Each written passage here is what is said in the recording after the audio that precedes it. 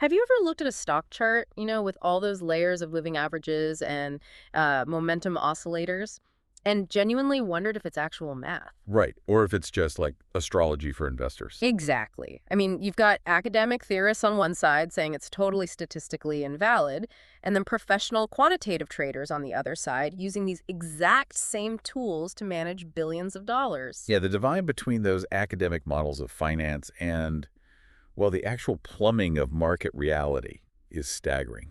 It really is. Which is why today we are jumping into a massive deep dive on the source material Profitability of Technical Analysis by Pankaj Bage. And he doesn't just offer an opinion on this whole debate. Yeah. He actually runs the historical data, the out-of-sample back test, the risk algorithms, all of it, just to find out where the structural edge actually lives.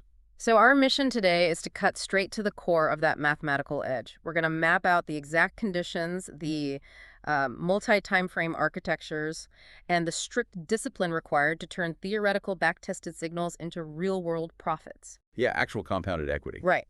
Okay, let's unpack this. Because before we can even debate the statistical validity of, say, momentum divergence or volatility stops, we have to address the elephant in the room. The academic argument that price charts are useless. Exactly. I mean, we're talking about the efficient market hypothesis. Right. Eugene Fama's efficient market hypothesis. Yeah. Which has basically been the dominant academic framework for, what, over half a century? Easily, yeah.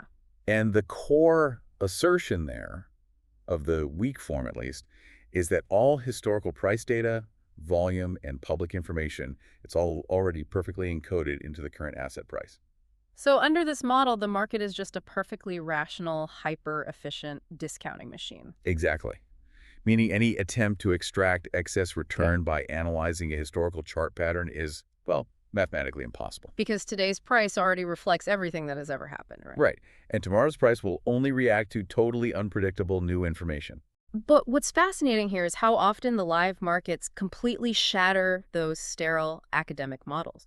I mean, we constantly see massive, prolonged asset bubbles. Oh, absolutely. And we witness flash crashes where liquidity just evaporates and billions in market cap vanish in milliseconds. Yeah.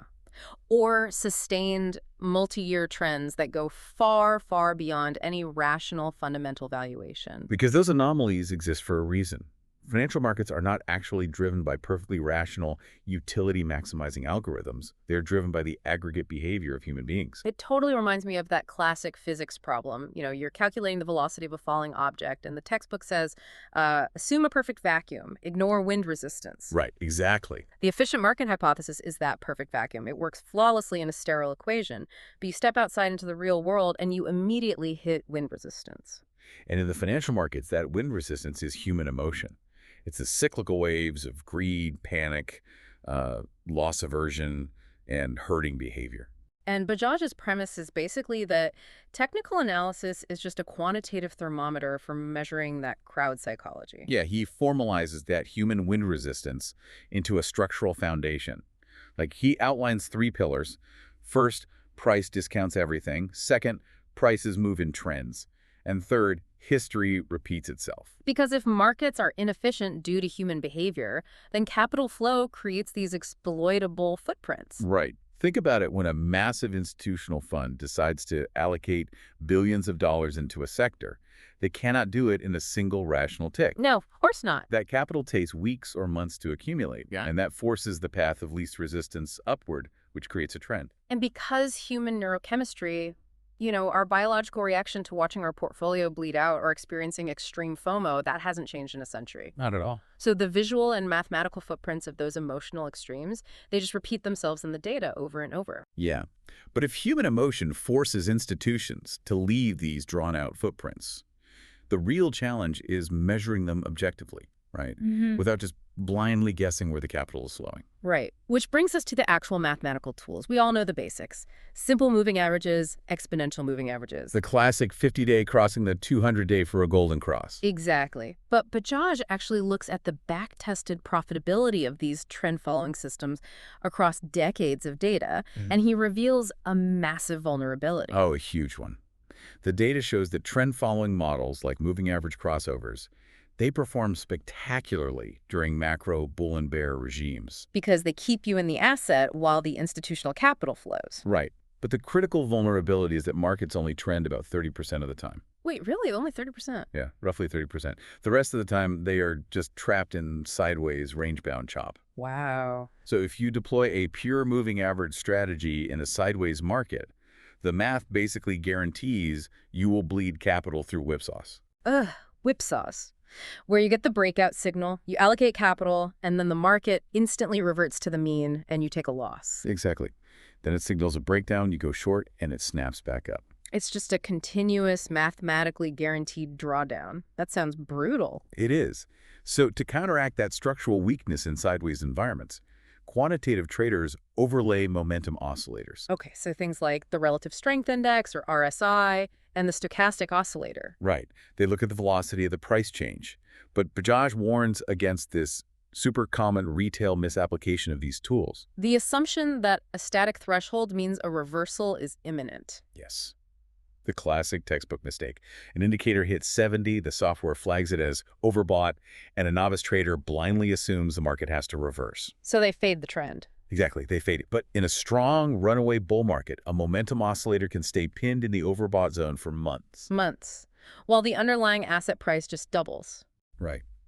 Fading a structurally strong trend, just because a bounded oscillator hits some arbitrary threshold, is statistical suicide.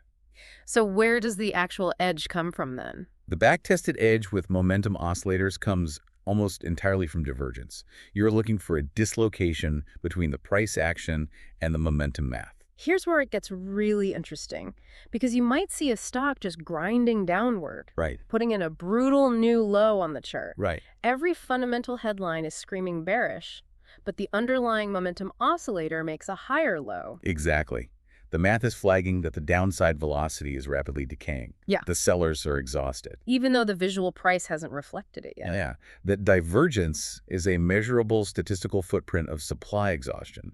And when you filter your entry signals through those divergence patterns, rather than just static overbought or oversold zones, the win rate of the backtest improves dramatically. But even with divergence, Bajaj identifies a massive flaw in how most people apply technical analysis, specifically with classical chart patterns. Oh, the traditional visual geometry. Head and shoulders, ascending triangles, cup and handle formations. Yeah. The problem is that classical charting is basically a Rorschach ink blot test. Totally. If your macro bias is already heavily bullish, your brain will automatically scan the noise of the chart and find a perfectly symmetrical bullish pennant. And a bearish trader can look at the exact same data points and see a distribution top. Right. You cannot program a computer to backtest an optical illusion. You really can't. Subjectivity destroys the quantitative edge. Bajaj argues that if you cannot code the exact parameters of a setup into an algorithm, you can't test its historical expectancy. Which means you're just trading on gut feeling disguised as geometry. Exactly. He says you must convert visual shapes into rigid algorithmic logic. Okay, so if you want to trade a double bottom, you don't just eyeball two dips on the screen, you mathematically define it. Right. You'd say the two price troughs must occur within a 1.5% depth tolerance of each other. And maybe they must be separated by a minimum of 20 trading bars? Yes. And the second trough must demonstrate a volume contraction of at least 20% compared to the first trough. And the oscillator must show positive divergence. So you strip the human imagination completely out of the equation. Exactly. Once you digitize the visual pattern into pure conditional logic, you can run it across thousands of assets over a 20-year period. You can see the exact drawdown profile, the win rate, and the expected value of that specific setup. But this introduces the most insidious threat to any trader. Uh-oh. You can build this perfect, back-tested, algorithmic system that prints millions of dollars on paper. But when you take it into the live market, the friction of reality can bankrupt the model entirely. Ah, yes. The massive gap between theoretical alpha and realized alpha. Because on a paperback test, execution is instantaneous and flawless, right? Right. But in reality, you face the silent killers, transaction costs, clearing fees, taxes, and the absolute worst offender of them all, slippage. Slippage. Let's break that down for a second. That's the delta between the price your algorithm calculates for an entry and the actual price your broker fills the order at in the live order book. Correct. Spot on. During a volatile breakout, the liquidity can thin out instantly. You might fire a market order expecting to get filled at $100. But by the time the packets hit the exchange, the ask price has jumped, and you are filled at 115 cents. Exactly. It functions exactly like a toll booth on a highway. Imagine you engineer a high-frequency trading strategy. It's a Ferrari. A very fast Ferrari. Right. It generates hundreds of buy and sell signals a day, capturing these tiny microtrends. But if your commute requires you to drive that Ferrari through a $3 toll booth 400 times a day, The cumulative friction of those tolls will drain your account, regardless of how accurate the entry signals are. high-frequency retail trading gets eaten alive by the bid-ask spread and slippage. It really does. And Bajaj's performance modeling explicitly demonstrates why retail traders must migrate toward higher reward, lower frequency time frames. So like daily or weekly charts. Yeah, a daily or weekly trend following system might generate a fraction of the signals, but the average net profit per trade is vastly larger. Because a $5 move easily absorbs 15 cents of slippage. But a 20-cent scalp gets completely negated by it. Precisely. But, surviving the friction of the market still leaves the issue of capital preservation when the signals inevitably fail. Which completely upends how most people think about technical analysis. Novice traders spend, 90% of their time endlessly tweaking their momentum oscillators, trying to find a magic bullet entry signal? Oh, easily 90%. But Bajaj states bluntly that the entry trigger is maybe 20% of the equation. Wow. Yeah.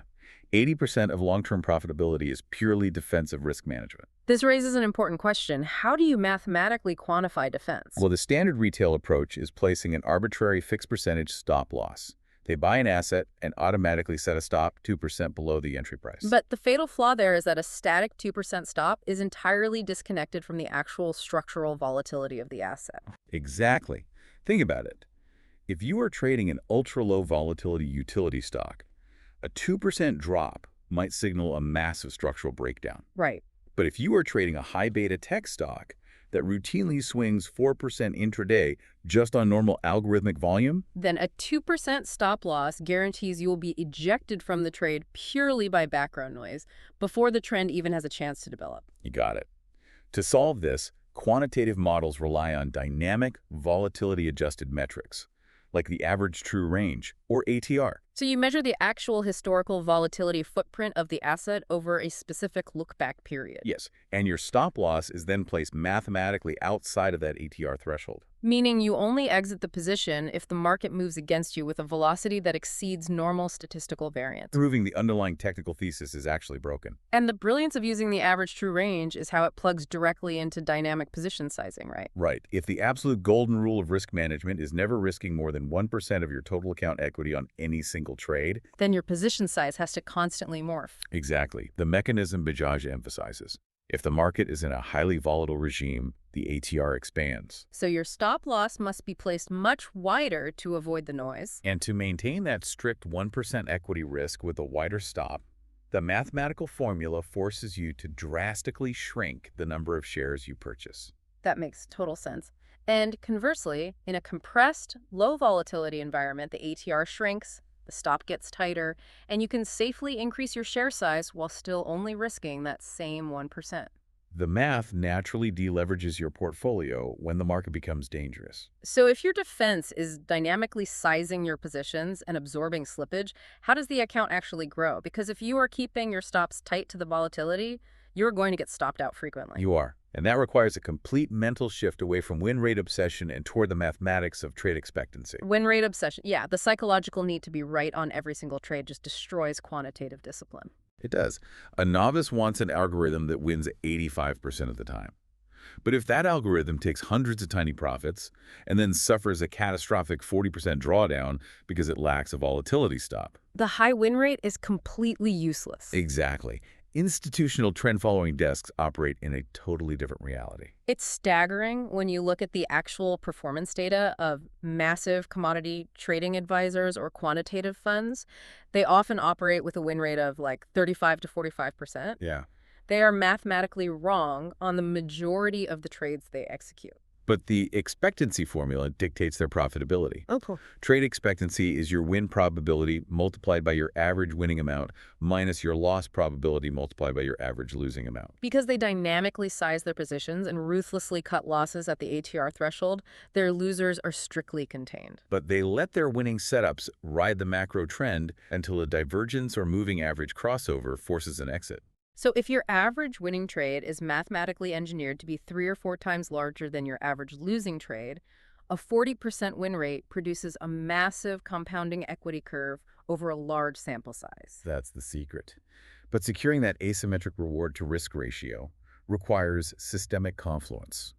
You can't just isolate a single time frame and expect the probability to hold. So multi-time frame analysis is mandatory for confluence. Absolutely. An algorithm trading a 5-minute chart operates with severe myopia. It cannot see the macro capital flows. Right, if your system flags a perfectly defined double bottom on the 15-minute chart, but the weekly chart is locked in a cascading bear trend with negative momentum. You are deploying capital directly against the institutional tide.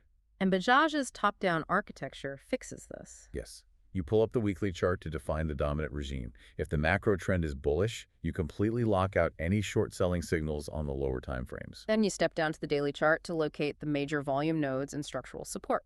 And finally, you drop to the hourly or intraday chart strictly to optimize the entry and tighten the initial volatility stop. So when the micro momentum aligns with the macro trend, the probability of the setup hitting that 3-to-1 reward ratio just skyrockets. Exactly.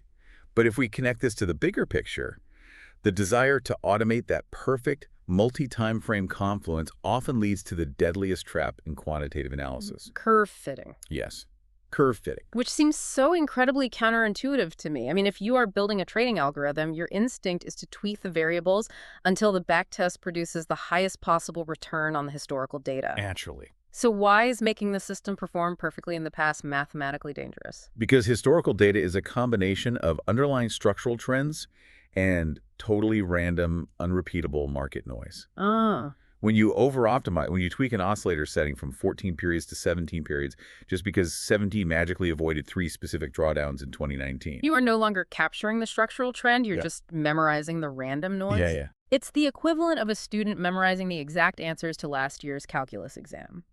They walk into the room, they look like an absolute genius on the practice test. Right. But the moment the professor hands out a new exam with slightly different variables, they fail completely Yeah. because they never actually learned the underlying formulas. They just over-optimized for past noise. That is a perfect analogy. To combat curve fitting, rigorous system development requires out-of-sample testing, specifically walk-forward analysis. Okay, how does that work? You take 20 years of data, you build and optimize the algorithm using only the first 5 years. That's the in-sample data. You lock the parameters completely. Okay. Then you test it on the next unseen block of data. If the equity curve collapses on the out-of-sample data, the system was curve-fitted and has zero forward-looking expectancy. Because it forces the strategy to prove it captured a true behavioral edge rather than just overfitting a specific historical anomaly. Exactly. But even if you navigate the out-of-sample testing, code the dynamic ATR position sizing, and account for slippage, the human brain can still completely sabotage the quantitative edge. Yeah, cognitive bias is basically the final boss of technical trading. It really is.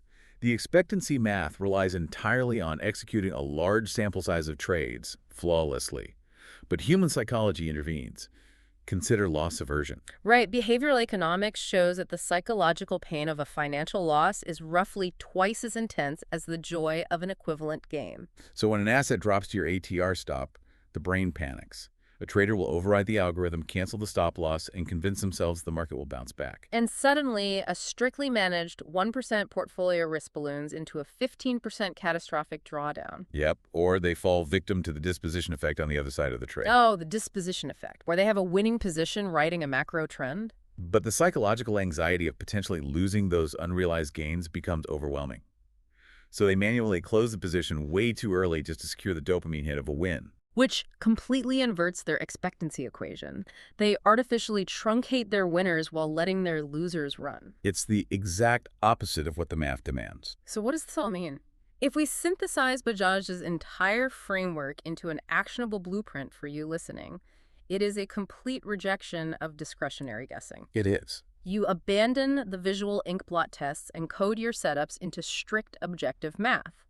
You require multi-time frame confluence, so you are always trading with the macro institutional flow. You dynamically adjust your position size inversely to the asset's underlying volatility. You account for the mathematical friction of slippage. And most importantly, you divorce your ego from the win rate, operating purely on the cold asymmetric expectancy of your reward to risk ratio. The transition from amateur to professional is entirely about abandoning the desire to predict the next price tick and accepting the discipline of managing probabilities over a series of hundreds of trades. It requires a profound level of emotional detachment. But it leaves me with one final provocative thought regarding the underlying premise of this entire deep dive. Ooh, what's that? Well, Bajaj demonstrates that technical analysis works largely because it serves as a quantitative map of human emotional extremes, right? The wind resistance of greed and fear. Right. But look at the microstructure of financial markets today. They are increasingly dominated by high-frequency algorithms, autonomous AI trading bots, and passive index flows. That's true. If the crowd driving the bid and ask is steadily shifting from emotional human beings to a motionless silicon, what happens to the structural edge of technical analysis? Oh, wow. Does the traditional mathematical footprint of a panic bottom disappear because machines don't feel fear? Or will these warring autonomous systems simply generate terrifying new patterns of synthetic irrationality for quantitative models to decode? That is a fascinating question. Definitely something for you to keep in mind the next time you try to read a price chart.